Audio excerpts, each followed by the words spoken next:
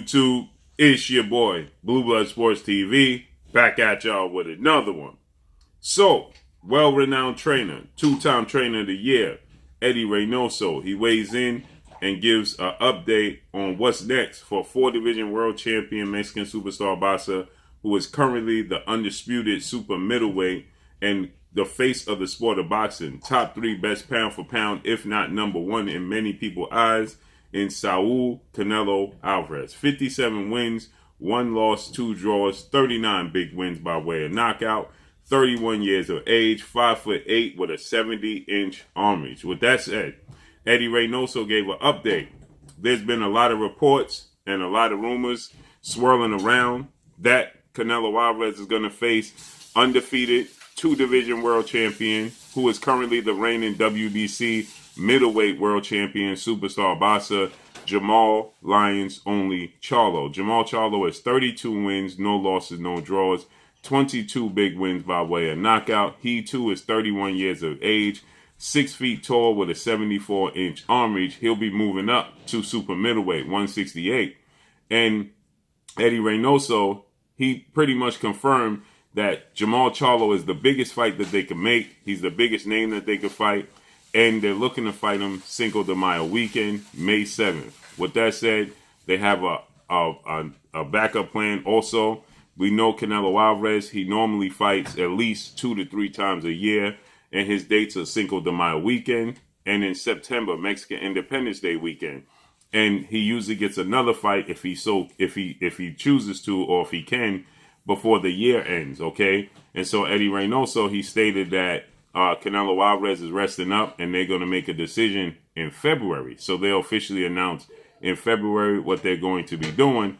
But his fight in September is looking like it's going to be 2-time middleweight world champion, who is currently the IBF reigning middleweight world champion, and a foe and rival of Canelo Alvarez in Gennady Triple G Golovkin. He says that they want a trilogy with Gennady Golovkin. Gennady Golovkin is 41 wins, 1 loss, 1 draw, 36 big wins by way of knockout. He is 39 years of age, 5'10.5" with a 70-inch arm reach, okay?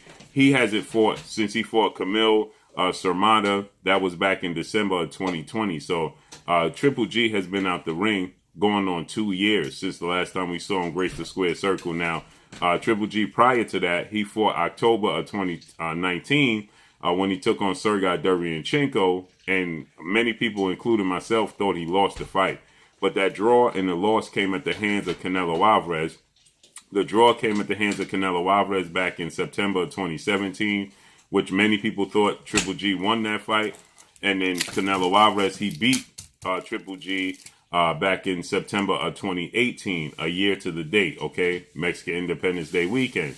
So the 2 times they did fight was Mexican Independence Day weekend. So he's looking to circle that date once again for a trilogy with Triple G. Now, what's interesting, obviously, is Eddie Reynoso, he stated that Canelo Alvarez could possibly go up to cruiserweight and face off against cruiserweight WBC world champion in Laguna Makubu, okay? Laguna Makubu, he has a fight coming up tonight. He's 28 wins, 2 losses, no draws, 25 wins by way of knockout.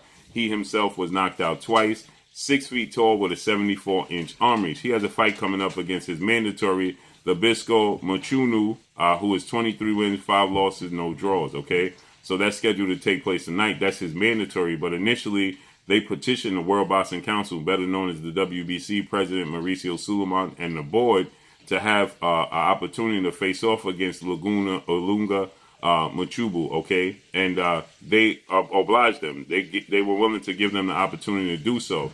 And he had to face his mandatory. So with that said, he was unavailable. Now, remember, they changed the cruiserweight limit from 200 to 190 since they added the bridgerweight division to the sport of boxing. So with that said, that opponent is off the table. And so it was shocking to see that Canelo Alvarez was choosing to go to route with Jermall Charlo. Jermall Charlo had been seeking out a fight with Canelo Alvarez since Jermall Charlo campaigned at 154, and so did Canelo Alvarez. And then Canelo Alvarez moved up to 160. Jermall Charlo became a mandatory for Canelo Alvarez at 160.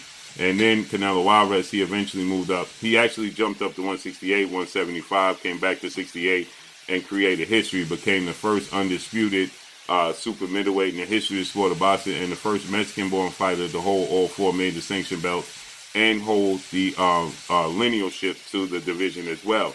So with that said, he stated that that's the plan. He said that he addressed not fighting two-time super middleweight world champion Mexican superstar boxer David Benavidez.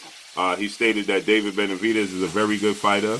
You know, David Benavidez has very fast hands. He gave a lot of praise to David Benavidez, who's 25 wins, no losses, no draws, 22 wins by way of knockout, 25 years of age, 6'1" with a 75-inch arm reach, okay?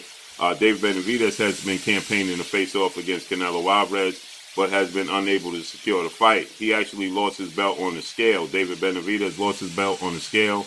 Thus the reason Canelo Alvarez is able to face off against Caleb Smith for the vacant WBC title, as well as Caleb Smith's WBA title in a unification bout, okay? So with that said, Canelo Alvarez, he beat Caleb Smith. We know he went on to beat Billy Joe Saunders. Then he went on to beat Caleb Plant in his last fight in December, okay? November 5th, excuse me. So with that said, you know, now he's looking to, many people thought that Canelo Alvarez would possibly go up to 175. And Eddie Reynoso, he addressed that as well. He stated that Canelo Alvarez definitely would love to go up to 175, but the bigger names, the bigger fights for Canelo Alvarez is where he feels comfortable, and that's 168. You know, so obviously he's going to look to pull up Triple G to 168. But with that said, you know, he says that he wants Canelo Alvarez to fight where he's comfortable. Not that he's not comfortable fighting at 175, but those are just not big names. Artur Beterbiev, who is the unified light heavyweight world champion, he holds the IBF and the WBC title at 175. You know, Artur Beterbiev is undefeated. You know, Artur Beterbiev is a knockout artist. He is, 17 wins, no losses, no draws, 17 wins by way of knockout, 37 years of age, 5'11" with a 73-inch arm reach. He's coming off of a victory over Marcus Brown, December 17th of this year, a knockout victory over Marcus Brown. And then he was asked, obviously, about Joe Smith Jr. Joe Smith Jr., he holds the WBO title. So this is an easier route for Canelo Alvarez. Joe Smith Jr., he's 28 wins, 3 losses, no draws, 22 wins by way of knockout. He himself was knocked out one time, 32 years of age, 6 foot tall with a 76-inch arm reach. He's coming off of a win over Steve Gafford, knockout victory. That was January 5th of this year. He holds the WBO title, in which Canelo Alvarez can immediately make himself the mandatory, for Joe Smith Jr., okay? He can, immediately petition the WBO, and they will oblige him and make him the mandatory for Joe Smith Jr. And then, obviously, we know that it was just reported that a 2-fight deal was on the table for Canelo Alvarez to face off against the WBA, World Boxing Association light heavyweight world champion, in undefeated Dimitri Bivol, who's 19 wins, no losses, no draws, 11 wins by way of knockout. He's 31 years of age, 6 feet tall with a 72-inch arm reach. Now, he hasn't fought since December of 2021, so he has been out the ring for 2 years himself, okay, or going on 2 years. So, with that said, he stated that that's an easy route for Canelo Alvarez to become undisputed in under a calendar year once again, but they're choosing not to go that route, which is surprising because all of those fights to me are very, very winnable, okay? I believe that he'll beat Joe Smith Jr. There's a route to Canelo Alvarez doing so in under a calendar year. He could beat Joe Smith Jr. in May. He can make himself the mandatory. Then he could fight Artur Beterbiev in a unification bout in September, and hold all 3 belts. And then he could fight Dimitri Bivol before the year's up in undisputed match. You understand? So there's a way for Canelo Alvarez to become undisputed at light heavyweight in under a calendar year like he did so at super middleweight. But he stated that those are just simply not big enough names. They're not big enough draws. They don't bring enough to the table as far as star power go, and drawing power and selling power. He stated that Jermall Charlo is a major draw. People are calling for a fight with Jermall Charlo and Canelo Alvarez, so that's the fight that they're going to look for. Again, we hear that the PBC, Premier Boxing Champions, founder and advisor Al Heyman, they have offered Canelo Alvarez a whopping $50 million to fight Jermall Charlo in a 1-fight deal. where we know that Matchroom CEO and promoter Eddie Hearn is offering him big money, but a 3-fight deal, 2 fights with Dimitri Bivol, and then 1 fight with Triple G after those 2 fights. Well, Canelo Alvarez, it's just simple mathematics, okay? It's just common sense that Canelo Alvarez would go the route of 1-fight deal, okay? It's a no-brainer. So with that said, he's more than likely going to choose Jermall Charlo May 7th of this Cinco de Mayo weekend, and then Triple G, shockingly, September 10th, Cinco Mexican Independence Day weekend. And he obviously the sticking point, the interesting part is, where is Triple G? Is Triple G going to come up to 168? Because he's a lifelong fighter at 160. He hasn't moved down or moved up from 160. So he will obviously have to move up to 160 to challenge Canelo Alvarez. So let's see how this unfolds and plays out. But that's all I got for y'all. Make sure you hit the like button.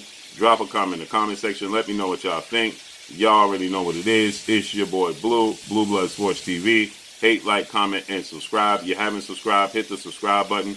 Hit the like button. Hit the bell icon to get all the new notifications. Follow me on Instagram at Blue Blood Sports TV, all one word. Y'all already know what it is. Shout out to the entire LDBC. Shout out to New Media. Shout out to Black Media Row. Make sure you like and share the videos. That's all I got for y'all. Peace. This is Amanda, the real deal Serrano, and you're watching Blue Blood Sports TV.